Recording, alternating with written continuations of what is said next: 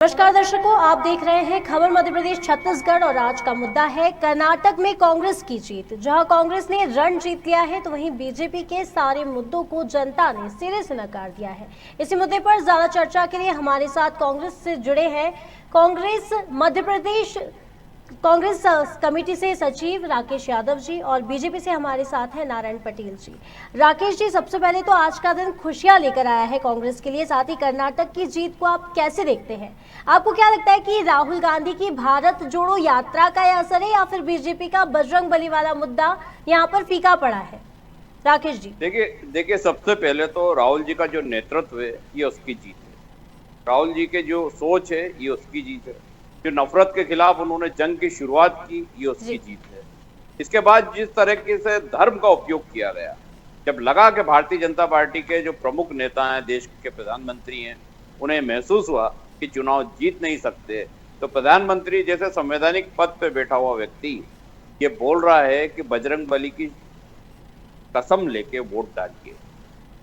ये बात दर्शाती है कि प्रजातांत्रिक देश में जहां संविधान सर्वोपरि है, धर्म हमारे व्यक्तिगत रहता है, उसको चुनाव में लाना और चुनाव जीतने के लिए इस्तेमाल करना, इससे साफ और स्पष्ट हो गया है कि बजरंगबली ने अपने सोटे से बीजेपी का सुपड़ा साफ कर दिया है।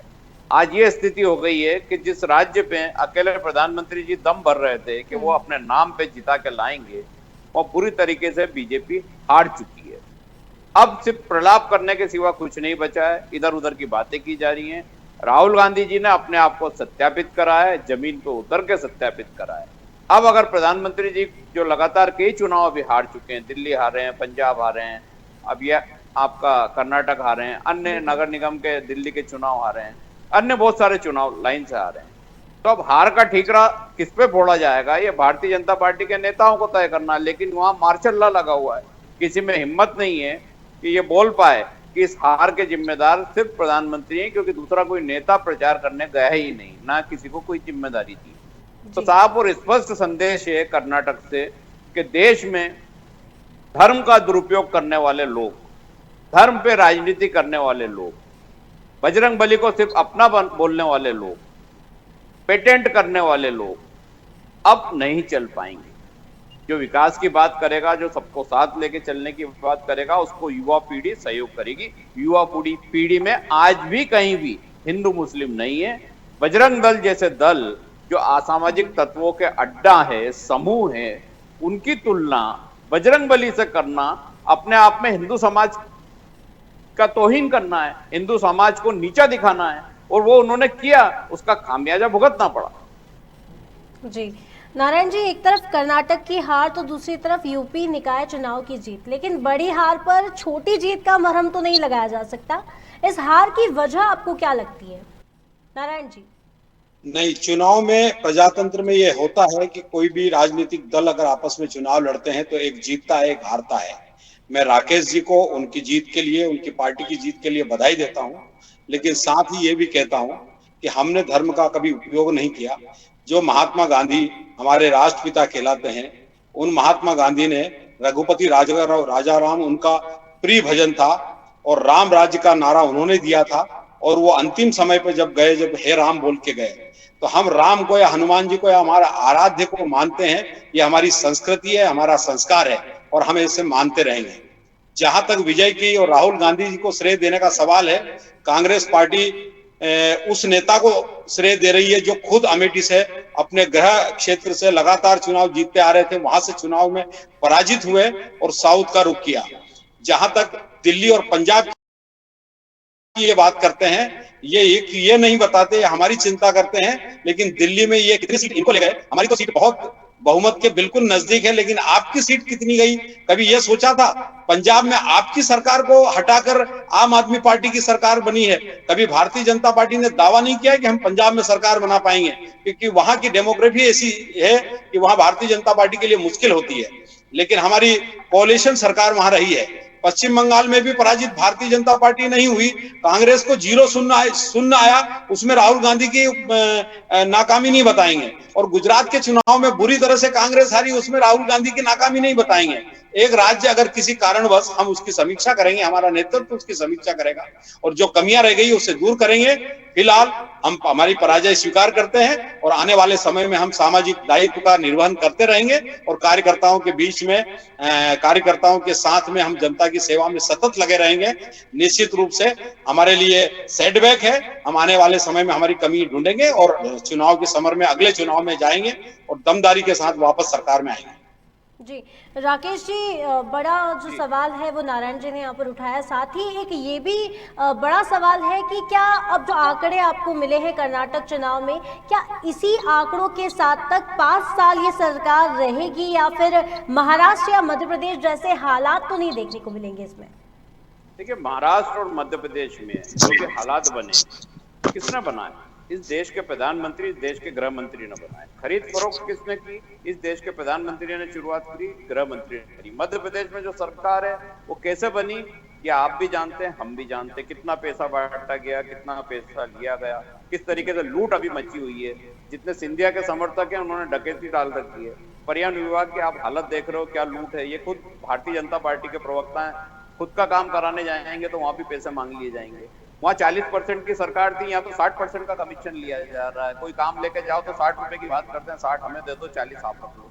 ये धंधा चल रहा है मध्य प्रदेश में। तो ऐसी सरकार है जो पैसे से बनती है, जो खरीद फरोख्त से बनती है, उनकी शुरुआत भारतीय जनता पार्टी करती है। अब आप सवाल पूछ रहे हैं कि कर्नाटक में क्या होगा, तो कर्नाटक में तो अब इनकी सीटें ही नहीं है, ना उनकी ऐसी स्थिति है कि वो ऐसे खरीद फरोख्त कर पाएंगे। तो निश्चित तौर पर बहुत दुख हो रहा होगा प्रधानमंत्री जी और गृह मंत्री अमित शाह जी को कि अब उनका वो सिक्का नहीं चल पाएगा जो नोटों का बैग और थैला भर के प्राइवेट प्लेन लेके पहुंच जाते थे। इस बार वो उसमें असफल हो गए। नारायण जी, माने या ना माने, लेकिन स्पष्ट रूप से देखा जाए तो जिस तरह से राकेश यादव जी ने कहा कि भ्रष्टाचार एक बड़ा मुद्दा है, कहीं ना कहीं देखा जाए तो कर्नाटक में भ्रष्टाचार ही एक वो मुद्दा था जिसमें 40% भ्रष्टाचार वाले मुद्दे पर पूरी सरकार ले डूबी। साथ ही द केरला स्टोरी, बजरंगबली का मुद्दा, अमूल नंदनी का विवाद, मुस्लिम आरक्षण, कहीं ना कहीं इन मुद्दों की वजह से बीजेपी को हार का शिकार होना पड़ा। इस बात में कितना दम है नारायण जी?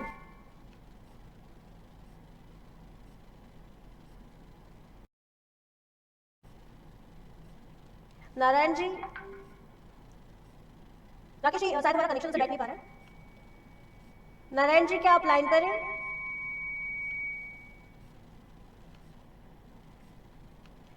राकेश जी, ये मैं आपसे जानना चाहूंगी कि क्या वाकई बीजेपी को भ्रष्टाचार, द केरला स्टोरी और बजरंगबली जैसे मुद्दों ने आज ये रुख दिखाया है? जी, आपकी आवाज क्लियर नहीं आ रही, एक बार सवाल पूछेंगे? जी राकेश जी, कहीं ना कहीं देखा जाए तो जैसा कि आपने कहा कि भ्रष्टाचार एक बड़ा मुद्दा है, तो क्या कर्नाटक में भ्रष्टाचार का मुद्दा, जो 40% भ्रष्टाचार का मुद्दा था, केरला स्टोरी का मुद्दा जो बीजेपी ने उठाया, बजरंगबली का मुद्दा, अमूल नंदनी का विवाद, मुस्लिम आरक्षण, तो क्या इन मुद्दों ने कहीं ना कहीं बीजेपी को हार का रुख दिखाया है पूरा?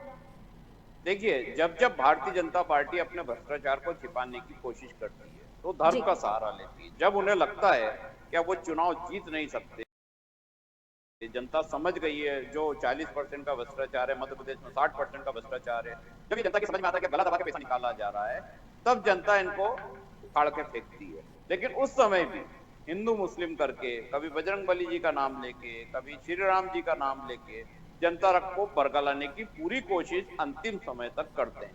ये वही लोग हैं जो सत्ता में आने के बाद पिछले 9 साल से केंद्र में और अभी मध्य प्रदेश में 3 साल से भ्रष्टाचार की ऐसी गंगा बहा रहे हैं कि चारों तरफ भ्रष्टाचार ही भ्रष्टाचार है। किसी भी विभाग में बिना पैसे के कोई काम नहीं होता, हर जगह नौकरशाहों, भ्रष्ट मंत्रियों का राज कायम है। तो जनता अब हर राज्य में समझ चुकी है कि अगर भ्रष्टाचार करने के बाद इनको बचना है तो कभी जय बजरंगबली, कभी जय श्री राम, कभी अन्य नारे लेकर सामने आ जाएंगे और उसके पीछे जम के भ्रष्टाचार का खेल चलेगा। एक मंदिर बनाने का नया प्रचलन हुआ, उसमें जम के भ्रष्टाचार किया जा रहा है। अभी ओंकारेश्वर में एक प्रतिमा लगाई जा रही है आदि शंकराचार्य की, उसको मुख्यमंत्री खूब महिमा मंडित कर रहे थे कि एकात्म धाम बनेगा, ऐसा बनेगा, वैसा बनेगा, भारत की आत्मा रहेगी। आपको आश्चर्य होगा कि वो मूर्ति बनाने का ऑर्डर चाइना कंपनी को दिया गया है। उस मूर्ति के नाम से जी लाखों करोड़ों रुपए एकत्रित किए गए 2017 में। वो पैसे सब खा गए, गायब हो गए, और अब वापस 200 करोड़ का एक ऑर्डर मूर्ति का दे दिया, जिसमें 40 करोड़ बढ़ा दिए। तो ये वो सरकार है जो पर्दे के पीछे चाइना के साथ है, पर्दे के सामने ये बोलती है कि हम देशभक्त हैं, हिंदुस्तानी हैं। तो पैसा खाने के बाद जय श्री राम का नारा और जय बजरंगबली का नारा लगा के बचने की कोशिश करते हैं। लेकिन अब प्रदेश की जनता भी ये समझ रही है, देश की जनता भी ये समझ रही है कि धर्म की आड़ में जो भ्रष्टाचार किया जा रहा है वो अब धीरे धीरे सामने आने लगा है और जनता इनके खिलाफ होती जा रही है। जी नारायण जी हमारे साथ लाइन पर है इस वक्त? नहीं है। राकेश जी, कर्नाटक की जनसंख्या 6.72 करोड़ है। लिटरेसी रेट यहाँ पर भारत में सबसे ज्यादा 75% है। मुस्लिम आबादी सिर्फ 12% है, यानी कि जिस हिंदुत्व के एजेंडे को लेकर बीजेपी चुनावी मैदान में उतरी थी, यहाँ 84% हिंदू होने के बावजूद भी उसे भुना नहीं पाई। आपको क्या लगता है कि द केरला स्टोरी वहां पर इसीलिए ही जैसा कि आरोप लगाया कांग्रेस ने कई बार कि केरला स्टोरी या फिर कश्मीर फाइल सिर्फ चुनाव के टाइम पर ही लाई जाती है, कितनी सच्चाई इस बात में? राकेश जी कुछ जी कोई एक गैंग बन गई है, कुछ फिल्म वालों की, कुछ टीवी वालों की, कुछ सीरियल बनाने वालों की, जो प्लान करके चुनाव जीतने के लिए इस तरह की मूवी, इस तरह के सीरियल, ऐसी खबरें प्रसारित करते हैं जिससे कि जनता प्रभावित हो। क्योंकि कर्नाटक में पढ़े लिखों की संख्या बहुत ज्यादा है, वहाँ लोग धर्म को समझते हैं, अपने कर्तव्य को समझते हैं, डेवलपमेंट को समझते हैं। उनको मालूम है कि 70 साल में कितना कांग्रेस ने डेवलपमेंट किया है। आज जो बेंगलुरु या अन्य जगह डेवलप्ड हैं, पूरे विश्व में जानी जाती हैं, तो उसकी वजह से मोदी सरकार 9 साल का काम नहीं है। 9 साल में तो बर्बादी के दौर में पहुंचे हैं, देश सबसे नीचे पायदान पे पहुंचा है। लेकिन उनके पिछले सालों में जो स्थिति भारत की रही, जो बेंगलुरु की रही, जो बेंगलुरु की रही और कर्नाटक की पूरी स्टेट की रही, वो जनता ने समझा। धर्म एक व्यक्तिगत मामला होता है। बजरंग बली के भक्त हम भी हैं, पूजा हम भी करते हैं, लेकिन बजरंग बली के नाम से कसम खिला के वोट डालने की अपील नहीं करते, क्योंकि ये भारत के संविधान के विरुद्ध है। लेकिन देश के प्रधानमंत्री ने ऐसा उदाहरण प्रस्तुत करा जिससे उस पद की गरिमा समाप्त होती है। और ये वहां कर्नाटक की जनता को बहुत अच्छे से समझ में आ गया कि अगर इसी तरीके से चलता रहा तो कल से व्यापार करना, बाहर निकलना, यूथ पीढ़ी का एक दूसरे से मिलना, सब कुछ दुश्वार हो जाएगा और कर्नाटक सीरिया जैसा बन जाएगा। इसलिए बजरंग दल के नाम से जो गुंडों को आगे बढ़ाया गया था, कांग्रेस ने अपने घोषणा पत्र में उसका विरोध करा कि जो भी ऐसे तत्व हैं, चाहे बजरंग दल हो या पीआईएफ हो या अन्य कोई हो, जो भी कट्टरतावादी ऐसे दल हैं, ऐसे संगठन हैं, उनको बैन किया जाएगा। और इस पर प्रधानमंत्री जी को इतनी मिट्टी लगी कि वो बजरंग बली की कसम खिलाने आ गए।